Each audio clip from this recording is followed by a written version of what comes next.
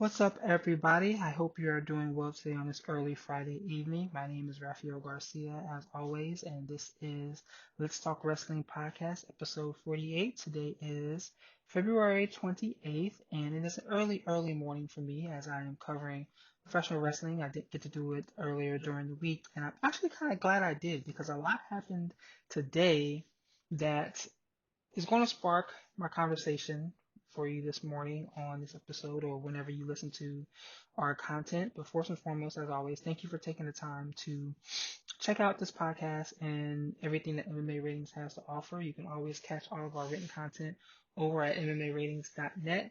You can follow us on Instagram and Twitter at MMARatingsNet, and you can check us out on YouTube at MMA Ratings. Our other podcast channels include Spotify, Anchor, Apple, iTunes, and other formats as well. We have this show that comes out towards the end of the week, usually on Thursdays, but we also have our MMA podcast that comes out every Tuesday with myself and Shawan. You can catch me on Twitter as well at rgarcia_sports, on Instagram as well too, but I don't use that as much. But as always, this show is here to talk about professional wrestling and just some of the things that have gone on from this past week. Not only what goes on in the ring, but also looking at some of the stuff from outside of the ring and kind of talking about that from a higher level. And we have quite a bit to talk about today because this was a week that was almost like it was a tale of two promotions, and it was the tale of two promotions headed in two totally different directions. On one side, we have AEW, which is heading into a major pay-per-view this weekend, their first pay-per-view of 2020, AEW Revolution. And I want to talk about why I'm so excited about that event coming up this weekend.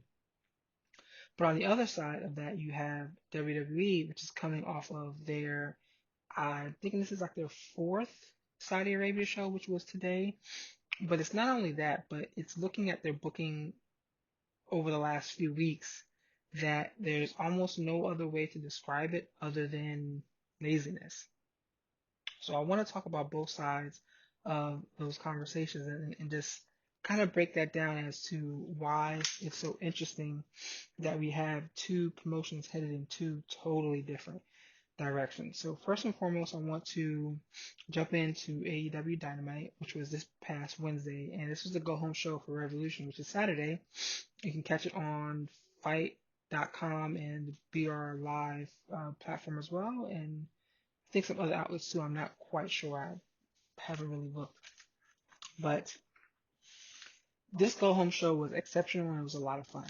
I didn't like everything that they did, but they gave us enough that kept me, they gave me some parts of it that kept me excited about not only continuing watching this show on Wednesday, but also they got my money for Saturday. And there's multiple reasons why.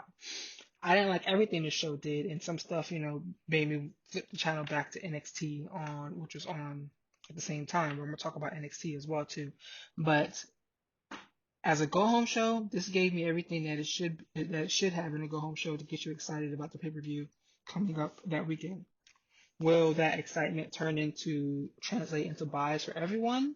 That's not clear as of yet. We'll have to see that after Saturday, after the numbers come out. But either way, they did a fantastic job doing the best they could to get people excited about this weekend's event. They start off the night with and I'm not going to go through every single segment. I'm sure you've listened to various review shows. There's some pieces I do want to talk about though.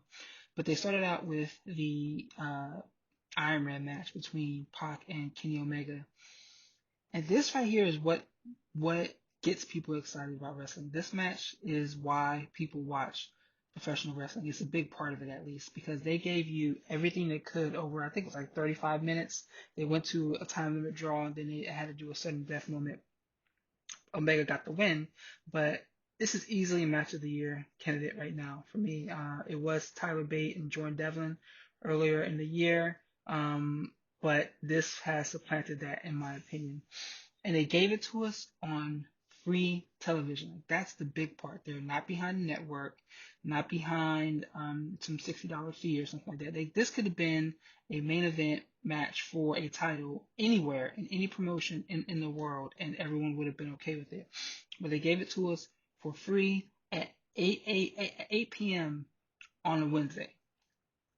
why wouldn't you want to watch AEW going forward now? Because you literally never know what you may get on some of these shows. Can they live up to this match quality every week? No, but they can do some things right now that can rival this and get us just as excited as this match did. And that's not what we're seeing in WWE.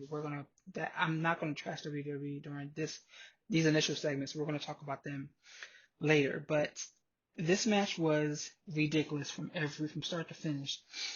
I liked how so let's talk about some of the moves first. Obviously, everything Pac and Omega does from a sequence standpoint looks fluid.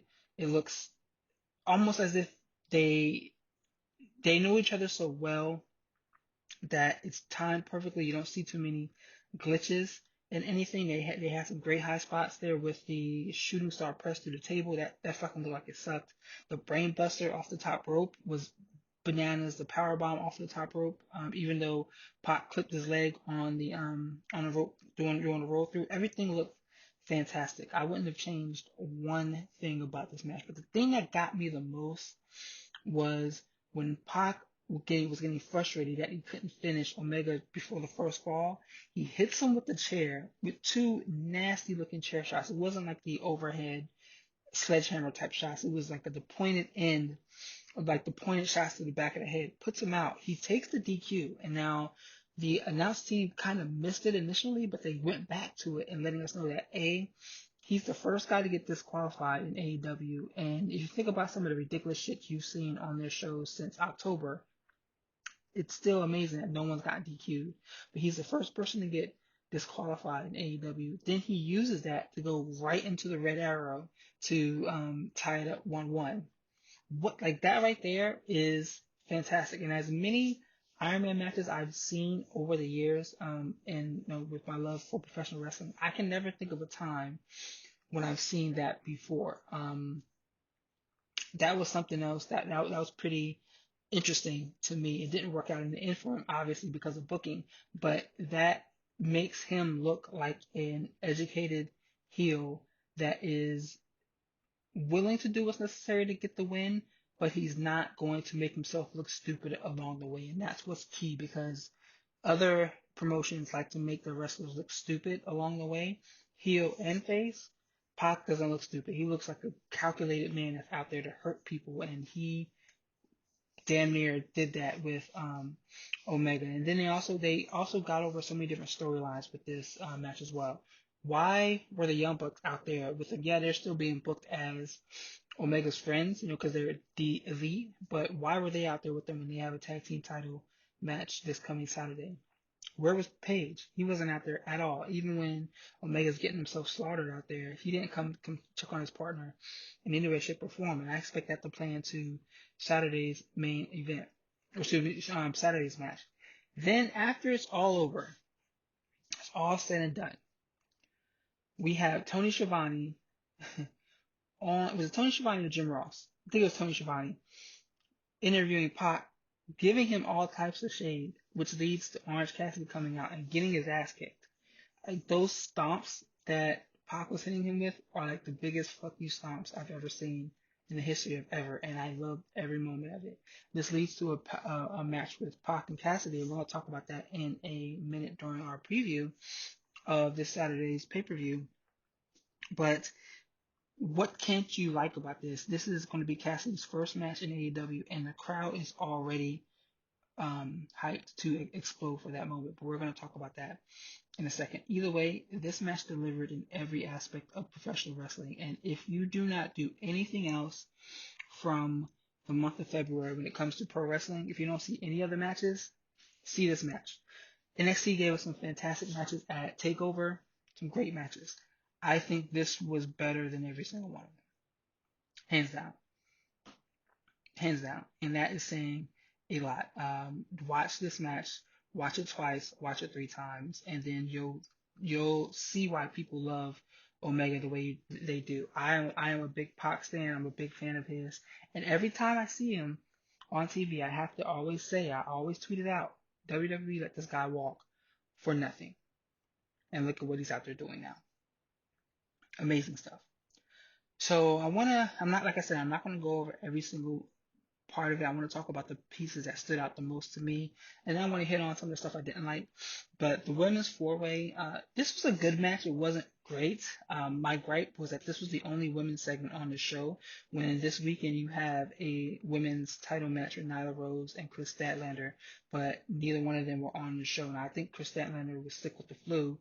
Nyla Rose just wasn't on the show for whatever reason, but I think that was a failed that was a failed moment there because they had a lot of momentum coming into this card to begin with, so people were going to be watching. So why not have your women's champion out there front and center? It came off kind of weird to me, but that's neither here nor there. But this women's four-way match was okay. My big issue with it was Big Swole taking the pin. From the outside looking in, from what I see with how she's being presented, how fans respond to her, she seems like someone that could be in title contention. She seems like someone that can. She has a big personality. She's been wrestling for 5 years, so she's not as green as everyone claims she is, but she's out there doing good work in the ring. Matter of fact, let me look at something because now I'm interested now that I said that. Um,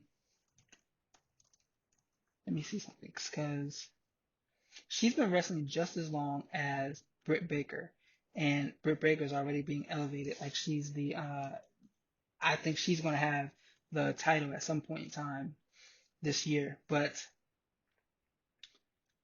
Big Swole, she looked fantastic.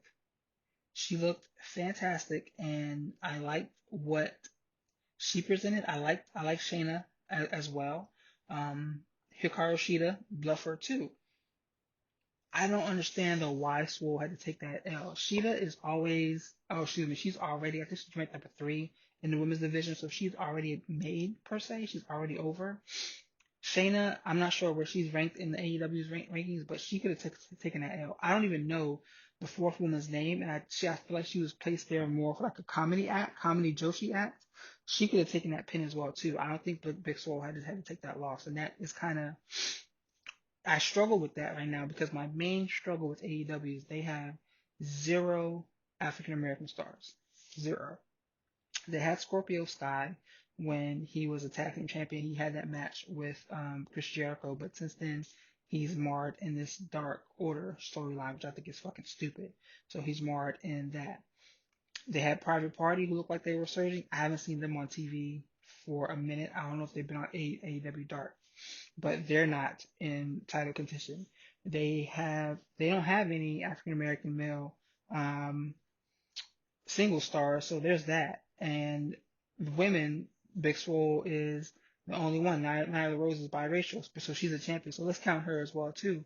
But where's all of this diverse talent they claim they were going to have? They do have a diverse pool of talent, but it still is lacking in a way that a major segment of professional wrestling fans want to see, and it's still lacking. And this is just another example. So this match, it had its moments, but again, like that was the piece that stood out to me that made me question once again what is AEW doing when it comes to black and brown wrestlers on their roster. So that brings me to the third segment that I liked and that I enjoyed from AEW this past weekend. And that was the weigh-in segment. It was different. It wasn't just a contract signing. Yes, JR accidentally called it a contract signing, but let's stay the course here, folks. It was not just a contract signing. It was a weigh-in. And it played off of a lot of the moments that we saw from the big boxing fight last weekend between Deontay Wilder and Tyson Fury. It played off a lot of those moments. We know there's no weight classes in professional wrestling unless we're talking about the cruiserweights and stuff like that. We know that that was kind of a situation just to set up a big brawl, which is exactly what occurred. That moment was okay, but the start of the brawl with John Moxley not giving a fuck and just going out there headbutting people and jumping on guys, that was cool to me. I didn't care too much for Dustin and Darby running down and getting involved. The JR call about the Dippin' Dots was funny. All in all, this was just like a moment to kind of get everybody hyped up about the fight. It's one of those. You see WWE do this a lot, especially around like the Royal Rumble, Survivor Series, et cetera, where the night ends in a big schmoz, where it's just guys out there throwing punches and stuff like that. You see this very often in professional wrestling. This was a little different, but I enjoyed it. Let's talk about how much of a star Chris Jericho is. I like the Gracie Train uh, callback where they're in their matching jumpsuits walking out to the ring. That's for those who don't know, that's a big MMA thing, or it used to be, where the Gracie family used to come out in that kind of formation when one of their family members were fighting. But the way the crowd sings Chris Jericho's theme song, that gets me so hyped. And I don't even like Fozzy, don't like rock and roll, or I'm not the biggest rock fan. Not, Judas is an okay song, but the way the crowd sings it, that is a moment to me. Seeing him walk out to that every single time. So this moment, it got over. They already had my money coming into it, but if they didn't, if I was still on the fence, that right there it would have gotten them my money. If I was living, I think Revolution is in Chicago. I think I'm not sure. If I was in the area and I was thinking about buying tickets, that would have been enough to send me over the edge to get tickets. So good job by them for presenting something different than a regular contract signing and still finding a way to get us hyped about this weekend's main event. But there were some portions to AEW Dynamite that I didn't like, and it wasn't because, and I don't want to bitch and moan about them, but I just want to kind of point those out. LAX and Sammy Guevara versus Jurassic Express. Okay, I get it. The people love Jurassic Express. They are excited about them. They don't win too much, but I could have done without that. I wasn't paying too much of attention to that match as well. You want to know one match I didn't pay any attention to at all? Butcher and the Blade versus Best Friends. I don't care what happens. Butcher and the Blade make me want to turn the fucking channel, and sometimes I make me want to turn my damn TV off. Period. I am not a fan of those characters. I'm not a fan of those guys, and I just don't want to see them on my TV. Period. Like when they come on, I'm done. Click. Actually, the first time when they debuted, that's actually the first time I turned my TV from AEW, and it took me a little while to get back to it. But so now, whenever they come on, nah, I'm good. Let's go ahead and go on. Let's move on to the next segment. But either way, this was an excellent show, and I enjoyed nearly everything about these 2 hours. And this is the type of show I would have had someone, if I had like a significant other or whatever, I would have drug her out and made her sit here and watch it with me, as I used to do in the past, because this was a good show that I enjoyed almost from start to finish. So now I want to move on to the second topic for today, and I want to preview AEW Revolution. As I said, it goes down this Saturday. We're going to go through the majority of the matches and talk about just some predictions and some thoughts about how these matches have been built. Starting with the main event, Chris Jericho versus Jon Moxley. My prediction is Jericho wins, and I think that he wins because I believe he is definitely adding some prestige to the AEW title. Unlike other organizations that have old guys holding their belts, it's not in a way that holds the other wrestlers down. I think when he puts someone over, it's going to be major. It's going to be a major moment in the promotion that I think is going to build to a lot of momentum, even more momentum than it currently has. They've booked Jon Moxley very, very, very strong. I think I looked at his record on Wednesday. He was like 11-0. They've booked him very strongly. Taking a loss here doesn't hurt him. Um, I could see a situation where he takes a loss here and he actually gets a rematch on a Wednesday show and he gets the belt there. I could see that happening. I would do not put it past AEW to do a major title change like that on a Wednesday show because they only do I think they only doing quarterly pay-per-views right now. I don't believe that, well, they're clearly not doing one every month, but I believe they're only going to do one per quarter. But imagine the pop they would get. Imagine the attention they would get if you told me that this match on Saturday doesn't end cleanly or ends with Jericho winning or something like that, and we find ourselves in a situation where him and Moxley have a rematch on a Wednesday night show. I'm watching that, period. Because it's going to be a huge moment when Moxley goes over. I don't think it's coming on Saturday, though. I think something's going to occur. I don't know if that's where they have Lance Archer or Brody Lee or somebody come in and cause the non-finish. I hope the inner circle doesn't get even bigger, but I think this is an opportunity for something to happen where Jericho keeps the title and we lead to something a little bit different. So he's my pick right now. We have MJF versus Cody, and I think MJF wins. The build for this match has been great, but if Cody wins and wins clean right out the gates, I don't think that that allows them, puts them in a position to continue telling the story. And I think that they want to tell more about the story. I so wish they would have extended it and kept it going a little bit longer. Cody and MJF being on the same side, that is. Extend this out for a year and then have MJF do the turn. I wrote about that when the turn first occurred. I really wish it was done in a more extended fashion. But they've gotten to this point. MJF has done an exceptional job of keeping the heat on him. People hate him. He's a jerk's jerk. Some of his shtick is not for me, but it keeps people talking about it. It keeps people angry at him, and it's working. It's been working from the jump. But I see MJF winning this and Cody being so irate about it that the storyline keeps going on for an extended period of time. Again, this could be something that blows over or ends on a television show as well, or it could go into the next pay-per-view. But I think that MJF needs the win here to keep him viable as the organization's top heel. I don't know if he's the top. I think he's the top heel because Jericho's still so cool to enjoy that he's not quite a heel, as much of a heel as MJF. So that's why I believe MJF is the top heel right now.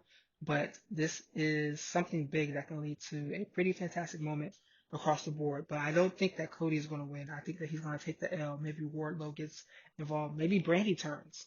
You never know. But I expect something to happen here that MJF gets the win. Next we have Omega and Page versus the Young Bucks. This is the one that, for some reason, is most interesting to me because I have no idea what the fuck is going to happen here. I believe that the Young Bucks will win the belts, but how is the question? And there's so many questions there. Will Page turn on Omega and leave him laying in the ring for the Bucks to pick up the scraps? Will the Bucks turn on Page and Omega and cheat to win the belts?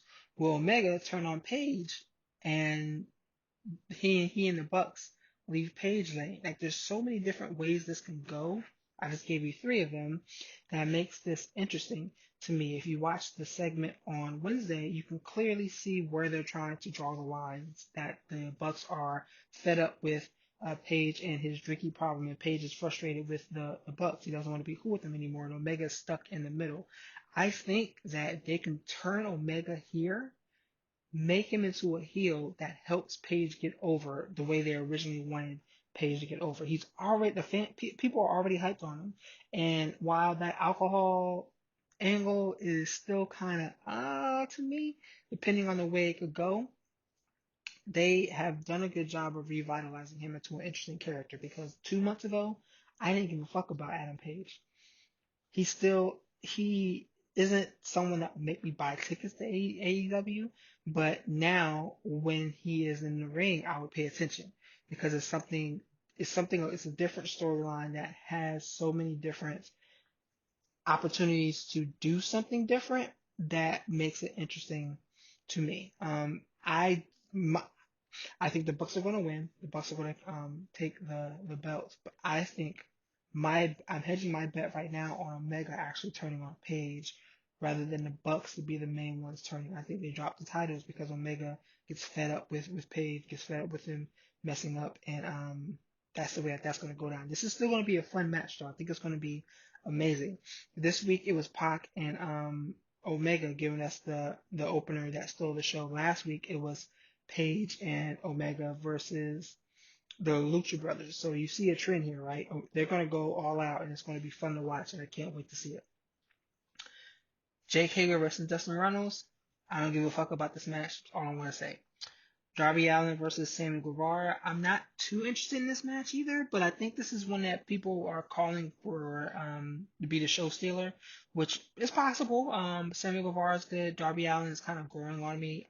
His character is I get it, but it doesn't make me want to kind of root for him anymore or anything like that. But this could be something pretty good. I wonder how Darby's going to make himself get hurt or get banged up again in a way that catches people's attention.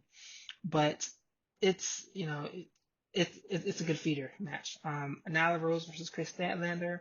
Again, my prediction here is that Statlander takes a belt, and this is interesting again from my outcome standpoint. I don't think Nyla Rose is going to be used as a transitional champion, but it would not surprise me in any fashion if they put that belt on her last week just to get it onto Statlander this week because she won the belt and they haven't. She won the belt, I think, 2 weeks ago. Then she squashed somebody last week, and that's when they did the Big Swole and Statlander coming out to confront her. Swole eats a loss this week, and they go right back to Statlander. We've known that they wanted to get that belt on Statlander, and had it not been for that horrific match with Riho, they probably would have already done that by now. I just hope that they don't go the route of making Rose look like a fool to get the belt on Statlander. It seems like right now their eyes are on Statlander and Britt Baker as the top women in the AEW women's division. I would argue that, but they having the belt on Rose it's a viable transition right now. I just hope that they do it later rather than sooner. Rose should be squashing people. She should be squashing Hikaru Shida. I would be okay with her squashing Big Swole as long as Swole got the shot. But just to put the belt on her, make it a big moment, and just to take it right off and put it on Chris Statlander, which I hope they don't do. But again, I would not be surprised. That's something I'm keeping a close eye on this Saturday. I'm also keeping a close eye on how much time they get this weekend as well too, because I am interested in seeing how they bounce back from not even having them on the show on Wednesday. Do they give them a good amount of time? Do they get them in there and get them out? AEW's been getting a lot of criticism for their women's division, and if you listen to the media call last week, Cody's answer wasn't good about the cream rising to the top. That answer wasn't good because this isn't a real professional sport. This isn't basketball where people are trying out for starting positions or more time on the field or whatever. This is a entertainment industry where the matches are booked, the shows are booked, people on TV are predetermined and decided who's going to get TV time and when. The women haven't been getting TV time because that's the decisions that have been getting made in the background, not because of their play on the field. So the cream doesn't rise to the top. The cream that they choose rises to the top. And right now they're choosing specific women, and even those specific women aren't getting a lot of time on TV. So we have to pay attention to see how much time the women get in this match on Saturday, and I am definitely keeping a close eye on that. Then, let's see, we have two more matches to talk about. Pac versus Orange Cassidy. I want you to take this and put it in a syringe and inject it directly into my veins. Pac is going to win this match. He better win this match, but the crowd is going to explode the second Cassidy gets some offense in.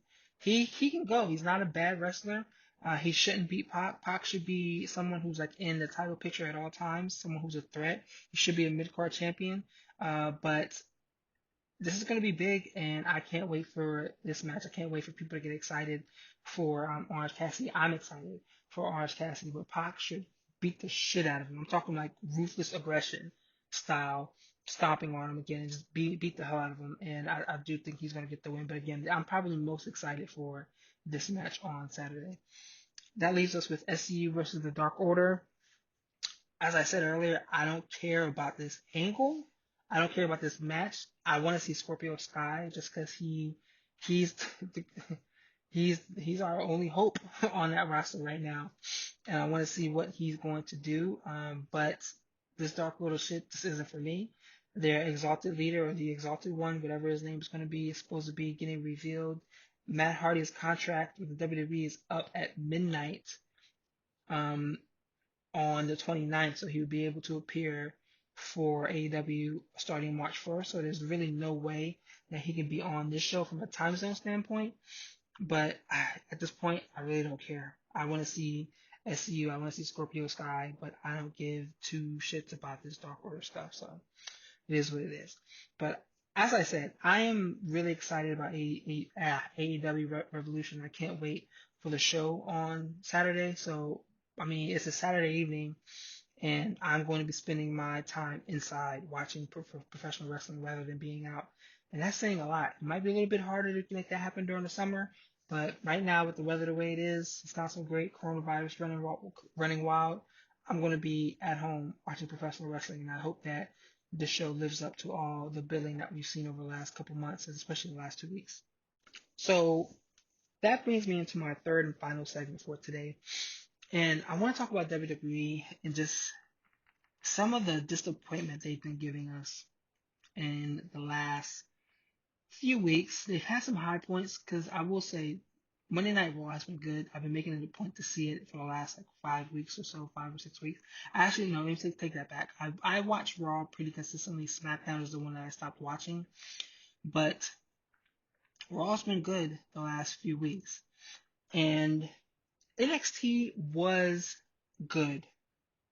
And it still has, in my opinion, the best bell to bell in the ring action. But the last 3 weeks, they haven't made me excited to watch their content. They feel like they're getting more and more lazy with their booking, and I don't know what it is. I don't know what the answer is. Their booking has been so confusingly lazy and unoriginal that it makes me want to not watch their content anymore. And you see wrestling Twitter going back and forth about why do people still watch it? Why do people expect something different from them? It's because you want to see them do better. Look at the talent that is on this roster. You have Seth Rollins, Roman Reigns, The Miz, you have John Morrison, you have The New Day, you have Ricochet, you have the Undisputed Era, you have Matt Riddle and Pete Dunne, you have Becky Lynch, you have the Four Horsewomen, you have Shayna Baszler, Asuka, Kairi Sane, Io Shirai, Bianca Belair. I mean, you can go on and on. Their roster, AEW's roster does not touch WWE's roster in any way, shape, or form. But the way they book this roster makes them the most boring and hard to watch bullshit I've ever seen. And it's getting to a point where it's like, I don't know how much more of this shit I can take, or I gotta take it in smaller doses. Let's talk about before I talk about Super Showdown at all, let's talk about some of the shit that they've done in the past few weeks. Let's talk about Bianca Belair getting smashed again. She got squashed by Rhea Ripley at TakeOver. Then she loses to Charlotte Flair in the main event on Wednesday, and she's getting beat up, and Rhea Ripley just sits there and watches it happen while Charlotte Flair is trying to break her ankle. Like what? Here you have a large contingent of professional wrestling fans that are hoping to see black men and women, people of color, elevated to the same level as their white counterparts. And WWE's just like, nah, we're just not going to do that. Professional wrestling as a whole is just like, we're not going to do that because you don't see AEW doing it either. But they're like, nah, we're not going to do that. And they keep pushing her down and down the roster. People were hoping that we would get a triple threat. Like a triple threat this year between Charlotte, Rhea, and Bianca Belair makes so much sense that it's almost ridiculous that WWE is looking the other direction when last year they gave us a triple threat that nobody wanted. Nobody wanted. But this year they're like, no, we don't need a triple threat. It should just be Charlotte and Rhea. So how does that literally makes me less interested in the match between the two. What else do you have? You have so much lazy booking. The Forgotten Sons. How the fuck are the Forgotten Sons baby faces now? They are, you can say the Forgotten Sons are supposed to be like a military-esque gimmick. They are about as MAGA as they get. I look at them and I'm like, they remind me of the people I would see when I lived in North and South Carolina driving around with the Confederate flag on their trucks. That's what I see when I look at them. You may chant USA, but it's not the same USA that is representative of the correct America that we actually see. it's almost like Lacey Evans. Like, how are we supposed to forget that she was calling nearly every woman of color on the roster nasties? But now all of a sudden that means something positive because she's a babyface now. Like, how? Like, don't insult my intelligence like that. Like, it's just stupid, and the lack of direction that we see every week is killing them. That's why AEW is surging, and they have points where they're doing it right. Look at Aleister Black, for example. I am interested in seeing what's next for Aleister Black. When he was in NXT, I couldn't care about that guy. You couldn't pay me to care about him. After the Velveteen Dream matches, didn't care. But they've made him interesting. But what do? They go right back to the same thing. They did it with Buddy Murphy. They did it with Cesaro, and now they're doing it with Rowan. Why are we going back to the same exact thing over and over again? They could be doing something totally different. Imagine if he was the one challenging the Undertaker at WrestleMania rather than AJ Styles. That would be fun, wouldn't it? Imagine like if he was doing something big instead of like, will he be in the Elimination Chamber? I doubt it because they're gonna have Roman Reigns win that so he can go up against Bill Goldberg. But what are we supposed to be doing with some of these younger wrestlers who look fantastic that they just refuse to book in a fashion that makes them interesting? They have EC3 on the roster. He's nowhere to be seen. Ricochet's out here getting smashed left and right. You got Mansoor. They can find a way to win. They can find a way that he can get wins over Dolph Ziggler.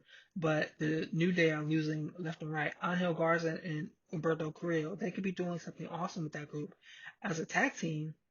But they did the same match today as they've been doing the last few weeks on Monday Night Raw. Zelina Vega could be making a new LWO stable for all I care. They could be doing something special, something different with that group, but they don't. They just don't care, and they keep giving us the same thing over and over again. And that is why people are looking at them like, yo, I can't watch this anymore. I can't trust them to give me something worth watching when they continuously say, we're going to give you something else. And I get what they're trying to do. They're trying to put themselves in a position to build revenue, to increase ratings, et cetera, but it's not working. It's clearly not working. Their ratings are dropping. People like SmackDown is at an abysmal level. Fox thought that they were going to get something better with that, but they're not. Their content has become unwatchable. These last 2 to 3 weeks of NXT have been troubling for me. Like, NXT should be able to rival AEW week in and week out. And while the numbers have been sustaining around 700, 750 between those two numbers, from an interest standpoint, I just can't get behind it. Their matches have been fantastic, but tell me what storylines I should sit down and really care about.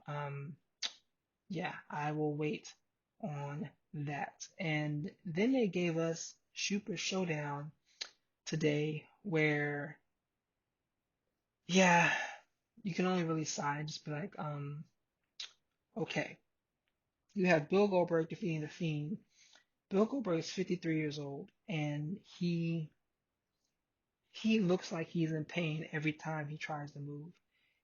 He hit what it wasn't a jackhammer, it was basically a suplex on The Fiend to get the victory. And I mean, just the levels of badness that this was, it's like, why? And it's because they want to get to Roman Reigns getting the belt back on him, and they didn't want to put him in a situation to go up against The Fiend because they knew fans would boo him.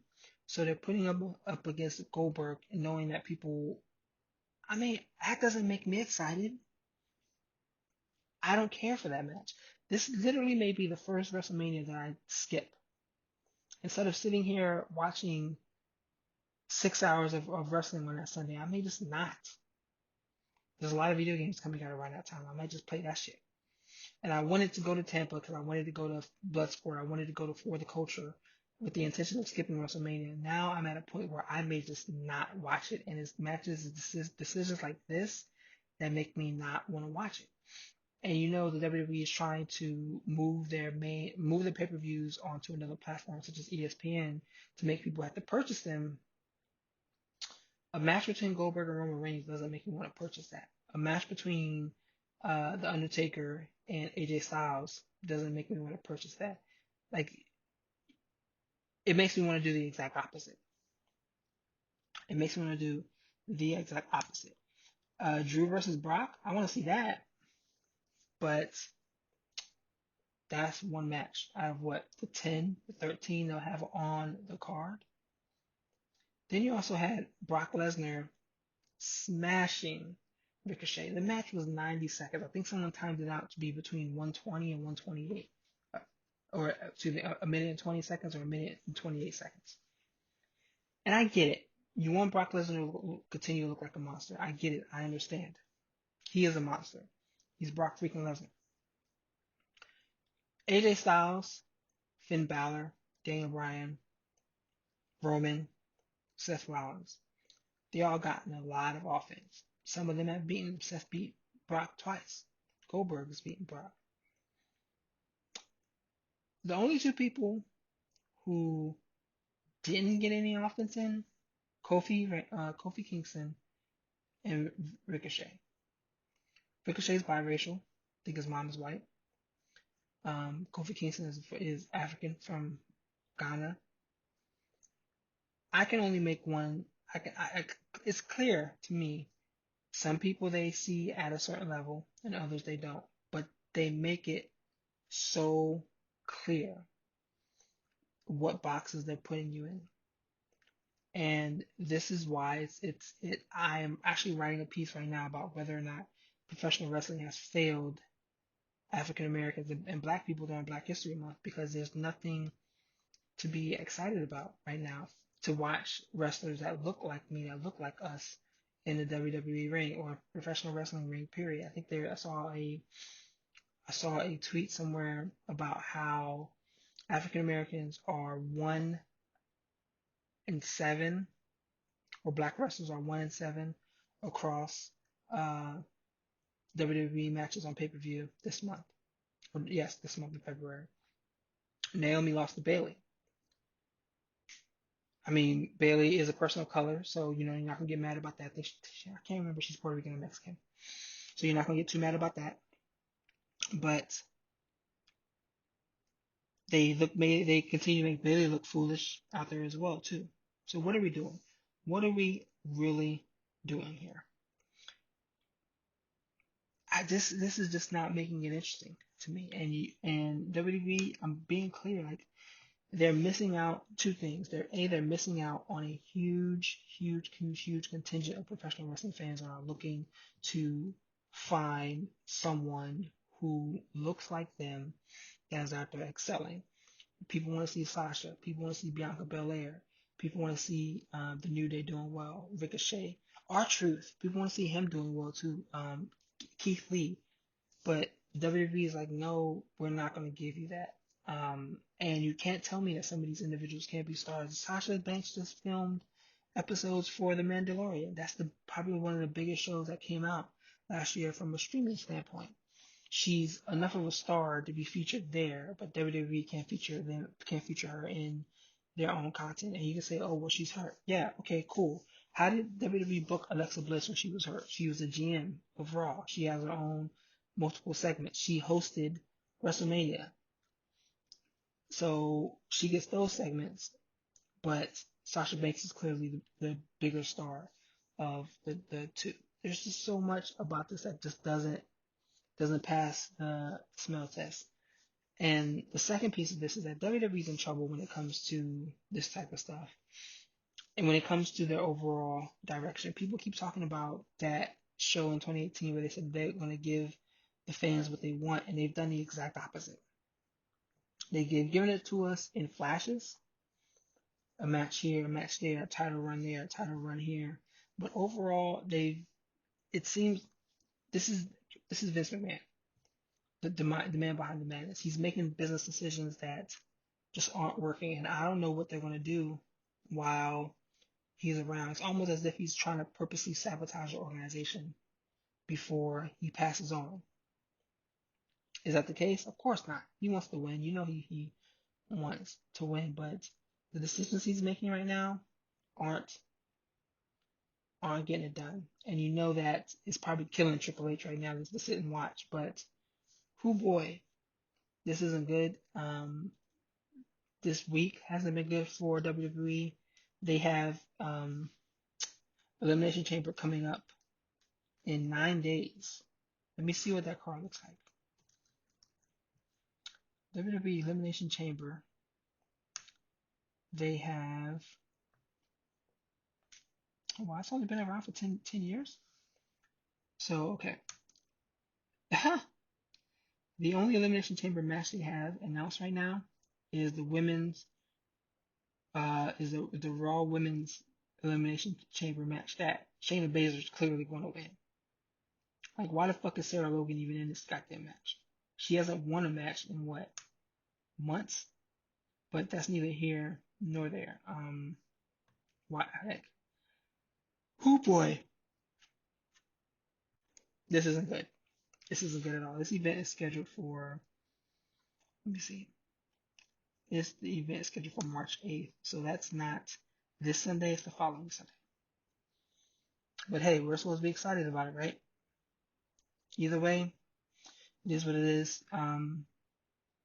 We can only hope for WWE content to get better, but I don't know. Something's gonna have to happen. Something dramatic's gonna have to happen for their content to get better. Right now, they keep getting revenue over and over because they're still bringing in millions of viewers on Mondays and Fridays, and their show on Wednesdays is still doing 700,000. So they probably don't really care. But something's really gonna need to happen for this show and this platform and this content to improve for the better. But I'm gonna stop ranting about that now because it is 2:17 in the morning. And I just want to let everybody know again, thank you for taking the time to listen to our content. You can find me, Raphael Garcia, at rgarcia_sports on Instagram and Twitter. MMA Ratings, you can catch us at MMAratings.net for all of our content about combat sports, where you can go and you can rate the fights as well. Let us know how interested you are in upcoming fights and what you thought of the action when it just ended. You can follow us on Instagram and Twitter at MMARatingsNet. You can find our YouTube channel where this show and our MMA podcast is at MMA Ratings on YouTube. And yeah, that's really about it. Thank you everyone for taking the time to listen to the show. Please enjoy some good professional wrestling with AEW Revolution this week, and I'll be back to talk about that show. I might do a recap show on Saturday. That might be a good idea too as well. So I'll probably do a recap show on Saturday. But either way, thank you for taking the time to check us out. Have a safe weekend, everyone, and good night.